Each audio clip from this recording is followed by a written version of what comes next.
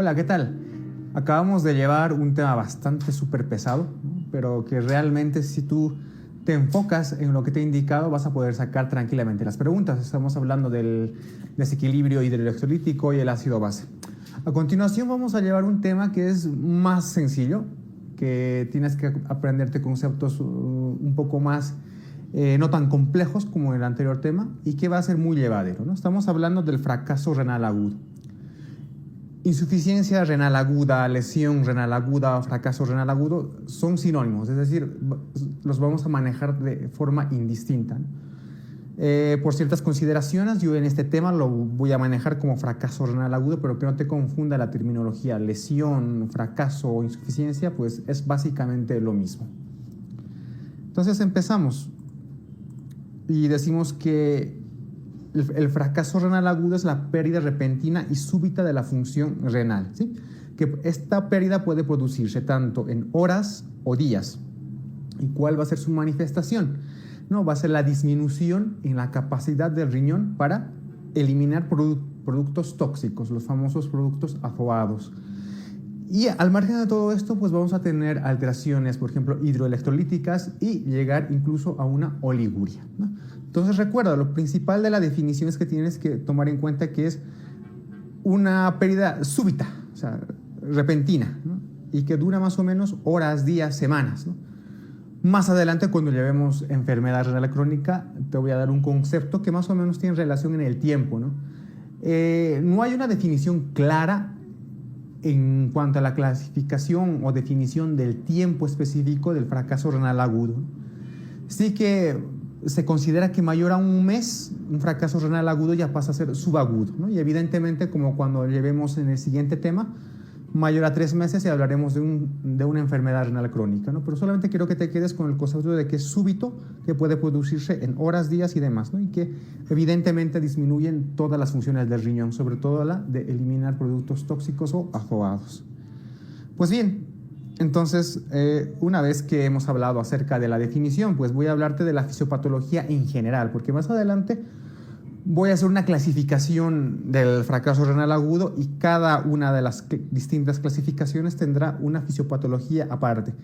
Pero en esta diapositiva, la que te muestro acá, tienes tú un esquema global de la fisiopatología en general del fracaso renal agudo.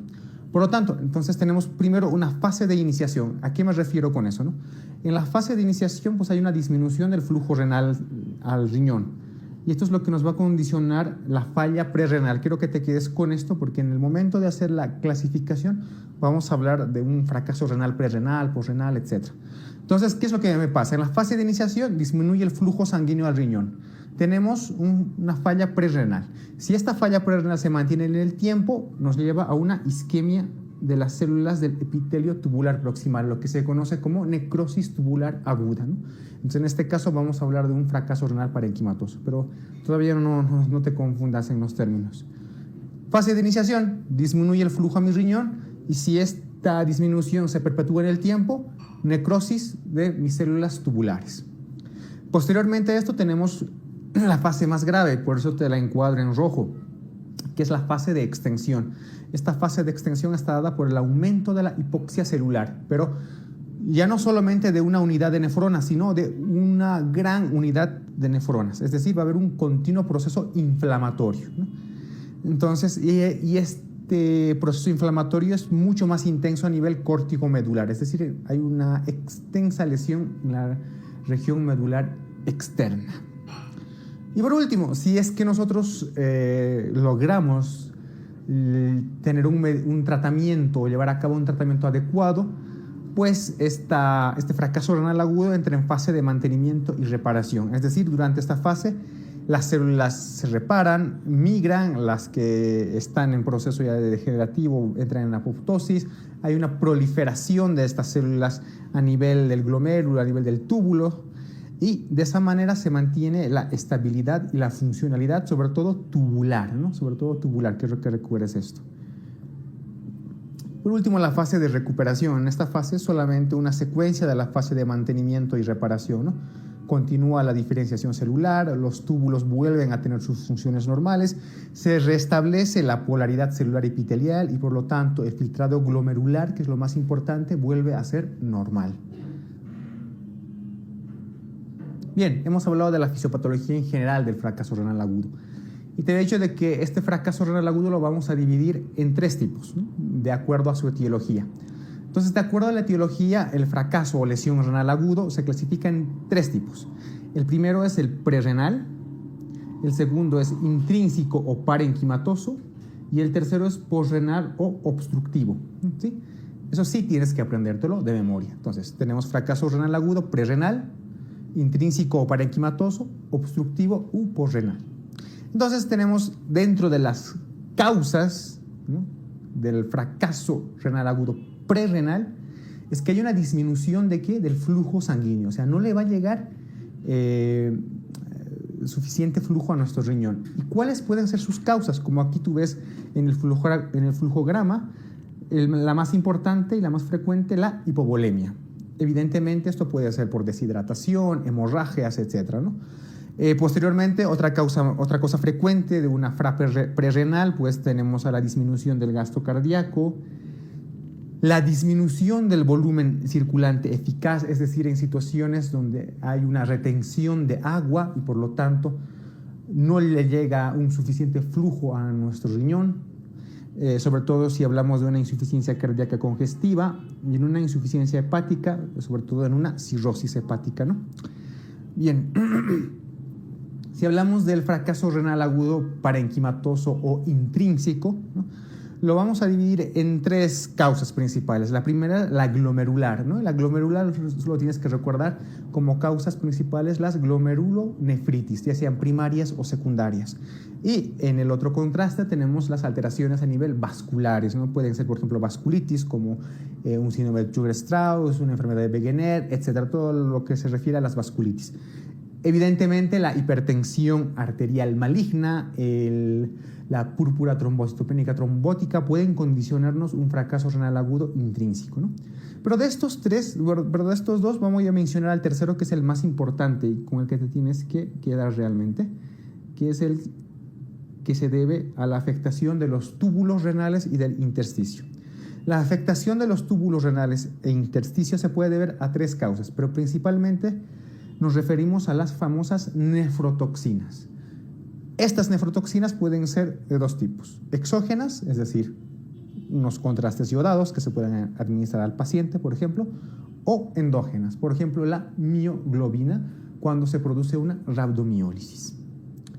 Al margen de las nefrotoxinas, hay situaciones que pueden dañar a nuestros túbulos, como por ejemplo las septicemias, las infecciones, o como te había mencionado más antes, un fracaso agudo prerrenal que se mantiene en el tiempo me genera una isquemia de estos túbulos.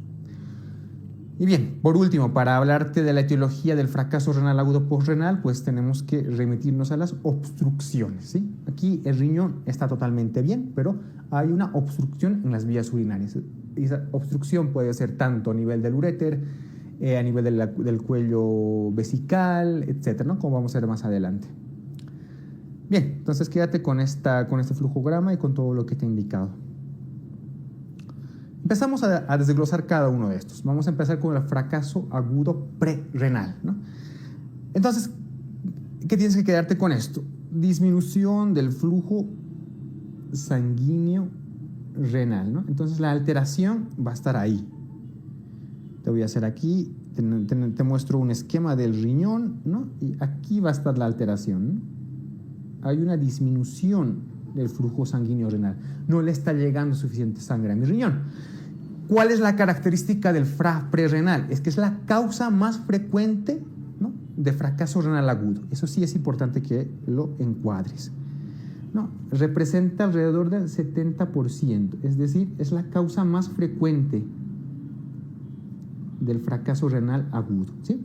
Y como ya te lo he mencionado en una anterior diapositiva, si se mantiene en el tiempo, pues me produce una necrosis tubular aguda. Bien, otra vez repasamos la etiología del fracaso renal agudo prerrenal. La más importante, evidentemente, la hipovolemia. Entonces, si hablamos un poco de la hipovolemia, las causas pueden ser varias, pero principalmente hablamos de la deshidratación, una deshidratación que puede ser por causas gastroenterológicas, vómitos, diarreas, etcétera, ¿no? También las quemaduras, recuerda que el gran quemado produce un gran desequilibrio hidroelectrolítico y por lo tanto también nos puede llevar a un fracaso renal agudo prerrenal. Y evidentemente las hemorragias, ¿no? Que nos pueden condicionar una hipovolemia. Al margen de la hipovolemia tenemos la disminución del gasto cardíaco. ¿En qué caso se puede dar una disminución del gasto cardíaco?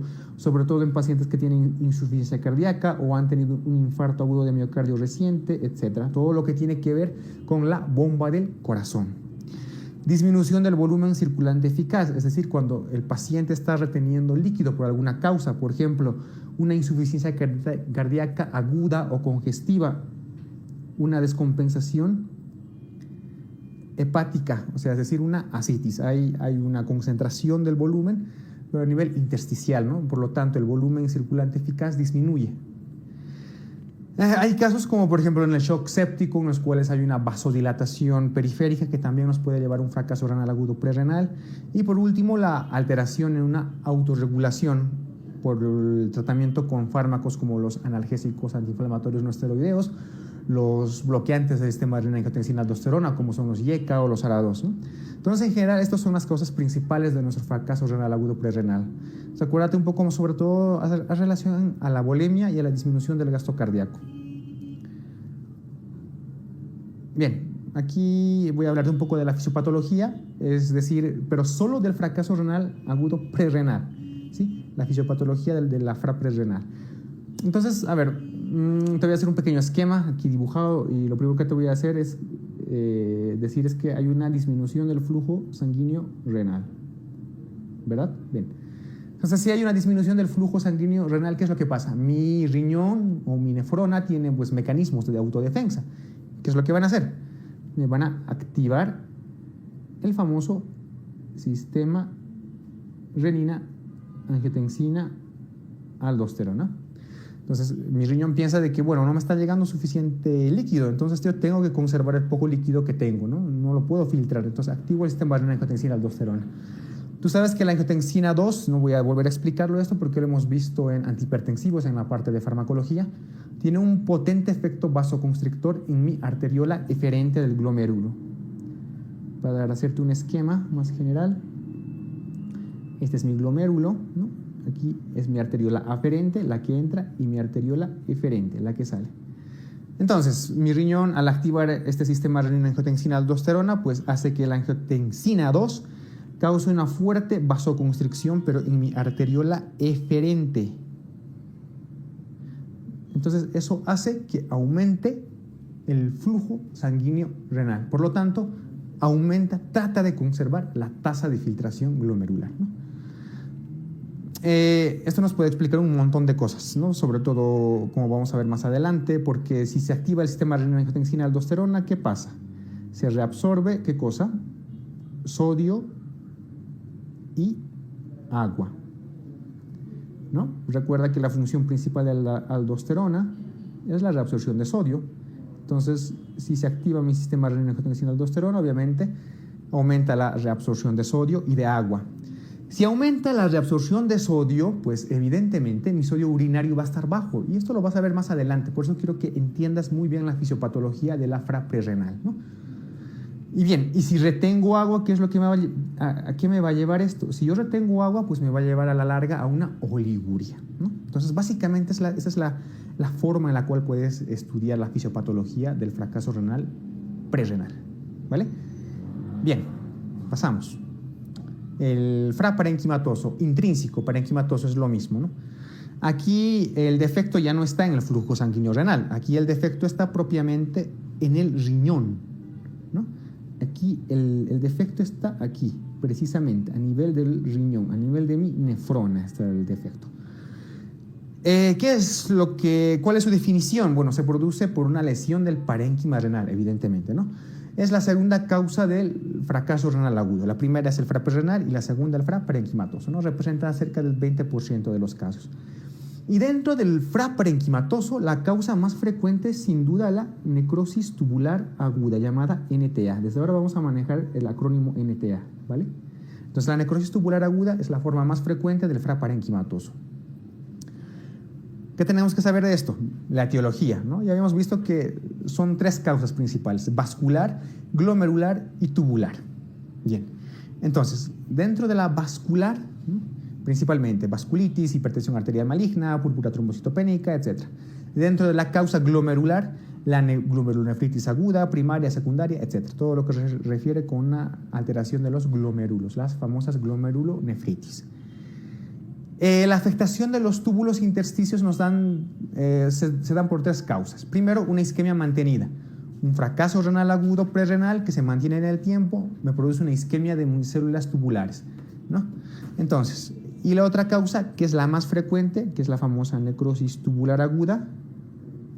Esta NTA es la causa más frecuente de nefroparenquimatoso, ¿sí? A su vez, puede ser por 3 causas. Primera, la que te he indicado, una necrosis tubular isquémica debida a la hipoperfusión renal mantenida, ¿sí? Un FRA prerrenal que se convierte en un FRA parenquimatoso por necrosis tubular aguda. Segundo, las nefrotoxinas, que pueden ser endógenas, pueden ser exógenas. Endógenas, la hemoglobina, como puede producirse, por ejemplo, en una anemia hemolítica; la mioglobina, como puede producirse en una rhabdomiólisis; la bilirrubina, proteínas intratubulares, como por ejemplo las cadenas ligeras que se producen en el mieloma, etc. Las nefrotoxinas exógenas pueden ser fármacos, como por ejemplo los AINES, los aminoglucósidos, los contrastes iodados, la fotericina B, etc. ¿Vale? Y evidentemente la septicemia y la infección también te pueden producir NTA. Entonces se recuerda de esta diapositiva que la NTA o necrosis tubular aguda es la causa más frecuente de FRA parenquimatoso o intrínseco. Bien, la fisiopatología. Bueno, aquí no voy a hacer mucho detalle porque realmente es bastante evidente. Mira, yo aquí te voy a dibujar un pequeño túbulo, ¿sí? Digamos que es este. Las células tubulares están aquí. Les voy a poner sus núcleos. Acá y acá. Bueno, estas son mis células tubulares. Donde te voy a señalar es la famosa luz tubular, ¿no? La luz tubular. Bien, ¿qué es lo que pasa? Si por alguna causa estas células tubulares mueren, estas células empiezan a desescamar, es decir, empiezan a caer, pero ¿hacia dónde caen? Hacia la misma luz del propio túbulo. Entonces, como van cayendo estas células que están muertas, ¿no?, van disminuyendo el filtrado glomerular. ¿Por qué? Porque van aumentando la presión hacia arriba. Entonces, imagínate esto, pero en muchas nefronas, ¿vale? Entonces, ¿qué es lo que pasa? Como me aumenta la presión hacia arriba, voy a dibujar mi cápsula de Bowman, mi glomérulo. Ya, vale. Entonces, como hay un aumento de esa presión, pues al aumentar esa presión hacia arriba, hace que disminuya el filtrado glomerular, ¿sí? Esa es la fisiopatología básica de la necrosis tubular aguda o del FRA parenquimatoso, ¿sí? Estas células que están en mis túbulos mueren y al morir se desescaman. Al descamarse, pues obstruyen la luz de mi túbulo. Al obstruirse la luz de mi túbulo, aumentan la presión en forma retrógrada. Y como aumentan la presión en forma retrógrada, disminuyen el filtrado glomerular como evento final. Bien, vamos a pasar al FRA obstructivo o posrenal. En este caso, pues ya el problema no está en el flujo sanguíneo ni en el riñón, está en las vías urinarias, es decir, el problema está a este nivel. El problema está en las vías urinarias, ya sea en los uréteres, ya sea a nivel del cuello vesical, a nivel de la uretra, etc. Entonces, el fracaso renal agudo obstructivo o posrenal es porque hay una alteración a nivel de las vías urinarias. Por lo tanto, aparece un bloqueo agudo. Quiero que te quedes con esto, no es un bloqueo agudo. Entonces, puede haber un bloqueo agudo ya sea parcial o total de la corriente de orina. O sea, la corriente de orina es unidireccional, es decir, sale de los riñones hacia los uréteres, hacia la vejiga y hacia la uretra. Es unidireccional, ¿sí? Entonces, cuando hay una obstrucción a cualquier nivel de las vías urinarias, lo que pasa es que aumenta la presión hidrostática en forma retrógrada y de esa manera hay una interferencia en la filtración glomerular. Bien, ¿cuál es la etiología? Bien, la etiología es básicamente a nivel de las vías urinarias, por lo tanto puede haber causas ureterales, como por ejemplo cálculos, coágulos, una compresión externa, causas a nivel vesical, es decir, a cuello de la vejiga, como puede ser vejiga neurógena, hiperplasia prostática benigna, ¿no? Los cálculos, etc.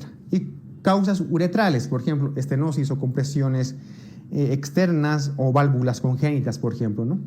Entonces aquí tú ves en la imagen, ¿no?, donde pueden estar ubicadas anatómicamente más o menos las causas de un FRA obstructivo porrenal, como te he indicado, a nivel del uréter, coágulos, cálculos, etcétera, compresión externa como tumores, ¿no?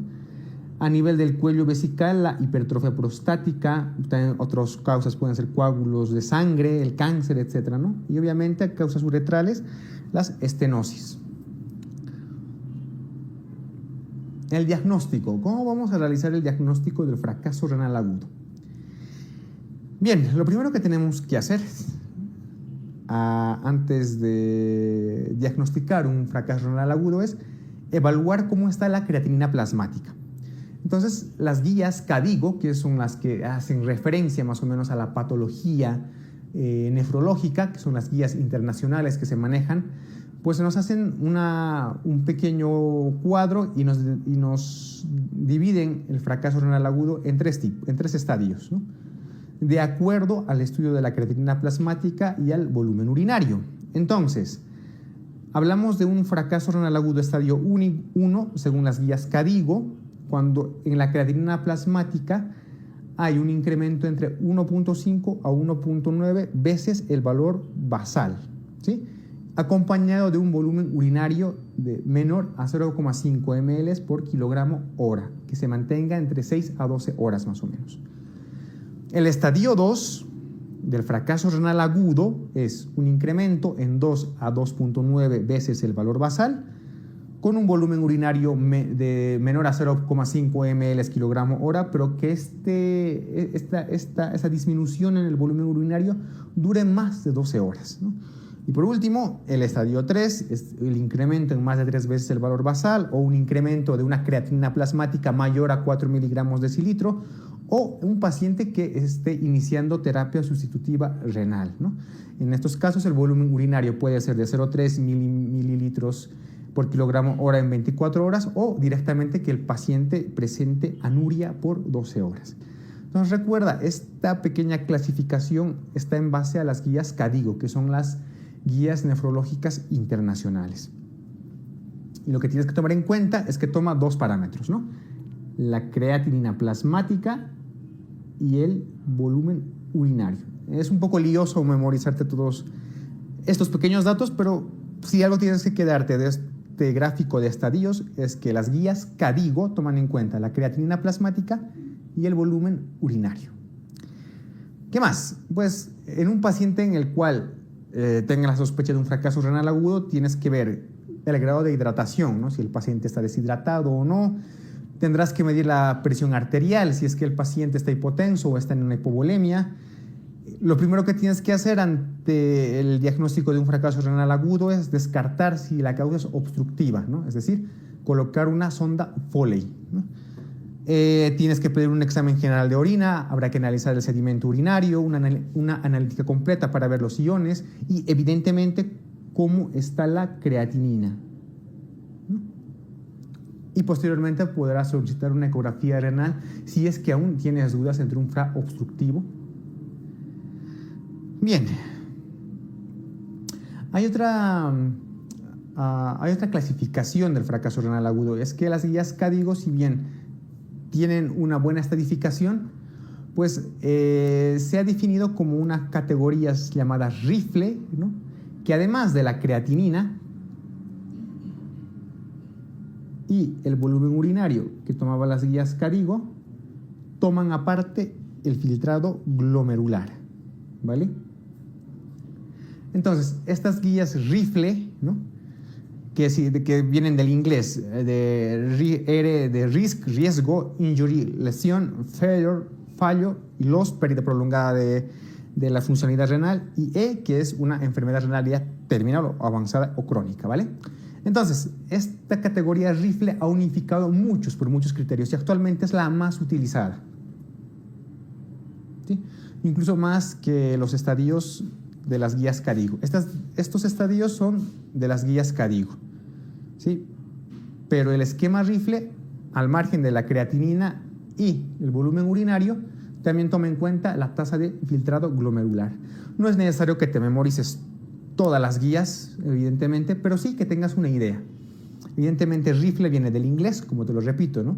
Entonces, el primer estadio sería risk o riesgo, el segundo injury o lesión, el tercero failure o fallo, el tercero loss o pérdida prolongada de la función renal, y el último, la E, la pérdida irreversible o de una función renal. Bien. Entonces aquí te tengo un pequeño esquema, un pequeño flujograma para ver cómo hacemos un diagnóstico del fracaso renal agudo en general. Tenemos que tomar en cuenta, si tenemos un paciente y vemos que hay una elevación de productos nitrogenados, particularmente la creatinina, ¿no? Entonces vemos, si la creatinina es mayor a 0.3 miligramos de lo que era previo a una creatinina normal, sospechamos de un fracaso renal agudo, ¿no? Entonces, ¿qué es lo que hacemos? Pedimos una ecografía. Primero, evidentemente, realizamos, ¿no?, la anamnesis, le medimos la presión, descartamos hipovolemia, todo lo que tú quieras, etcétera, ¿no? Le colocamos una sonda Foley, posteriormente realizamos una ecografía. Si en la ecografía la vía está dilatada, ¿sí?, o sea, me refiero a la vía renal, evidentemente, muy probablemente la causa sea un fracaso renal obstructivo. Sin embargo, si mi ecografía es totalmente normal, y eso también quiero que te quede claro, la ecografía en un fracaso renal agudo generalmente es normal, ¿sí? Normal. Incluso puede estar aumentado de tamaño del riñón. Pero en una enfermedad renal crónica, en una ecografía, salvo excepciones, los riñones generalmente son más pequeños, ¿sí? Pequeños. En una enfermedad renal crónica, los riñones son pequeños. En el fracaso renal agudo, los riñones generalmente son normales e incluso un poco más grandes.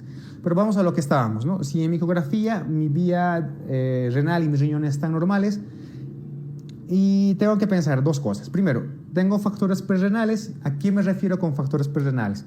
Si mi paciente está con hipovolemia, si mi paciente tiene hipotensión, si mi paciente tiene fallo de bomba, etc. Si todas esas respuestas son no, pues muy probablemente tengan que buscar datos de enfermedad glomerular, ¿no?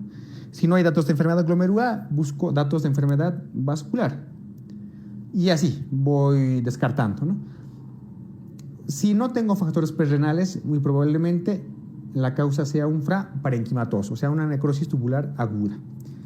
Y si la respuesta es sí a las cuestionantes que me he hecho, si hay hipotensión, hay fallo de bomba o lo que sea, si la respuesta es sí, evidentemente estaré frente a un fracaso renal prerrenal, ¿no? Que dicho sea de paso, recuerda, este es el más frecuente de los fracasos renales agudos. Entonces, más o menos este sería el flujograma por el cual podemos enfocar la manera más eficaz para un diagnóstico de un fracaso renal agudo. Recuerda, elevación de productos nitrogenados, descarto obstrucción, hago ecografía, vía dilatada, fracaso renal obstructivo. Mi riñón y vías normales, busco factores prerrenales. Tengo factores prerrenales, evidentemente mi fracaso renal agudo es de causa prerrenal. No tengo factores prerrenales, pues busco datos de enfermedad glomerular, datos de enfermedad vascular, etc., ¿no? Porque muy probablemente la causa sea una necrosis tubular aguda. Bien, una vez que he hecho el diagnóstico ya tengo el diagnóstico, tengo el paciente diagnosticado de fracaso renal agudo, ¿no? Muy al margen de la ecografía y demás, pues hay ciertos parámetros que me pueden ayudar a hacer la diferencia entre un fracaso renal prerrenal y un parenquimatoso. Para hacer la diferencia con un obstructivo, sí o sí, tengo que hacer una ecografía, ¿no? Entonces, veo el fracaso renal agudo prerrenal y el fracaso renal agudo parenquimatoso. tienen las siguientes características. De toda esta tabla lo que quiero que te aprendas es principalmente el sodio urinario. El sodio urinario en el fracaso renal agudo de tipo prerrenal siempre está bajo, ¿sí? Bajo. Y en un parenquimatoso va a estar alto. El sodio urinario va a estar alto, ¿sí? ¿Por qué está bajo el sodio urinario en un prerrenal? Porque te he dicho que se activa el sistema renina, angiotensina, aldosterona. Y evidentemente la aldosterona produce un aumento de la reabsorción de sodio y agua. Hay otro parámetro muy importante que es la famosa excreción fraccionada de sodio, ¿sí? Esta excreción fraccionada de sodio en un prerrenal es -1 y en un parenquimatoso es mayor a 1, ¿sí?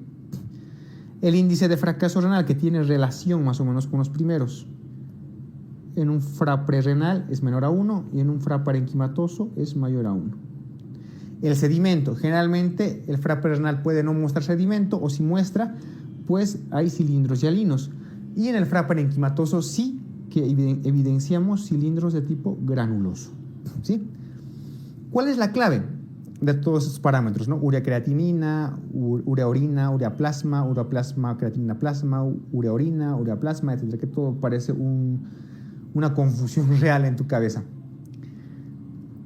Todo lo que te he subrayado tienes que memorizártelo. Es decir, fracaso renal agudo prerrenal, sodio urinario bajo, parenquimatoso, sodio urinario alto, excreción fraccionada de sodio, prerrenal bajo, parenquimatoso alto, ¿no? A excepción de todo lo que te he señalado, los demás parámetros, urea orina, uroplasma, uroplasma, creatinina plasma, etc., haces lo siguiente. En el prerrenal todo es mayor y en el parenquimatoso todo es menor, ¿sí? En relación a estos parámetros.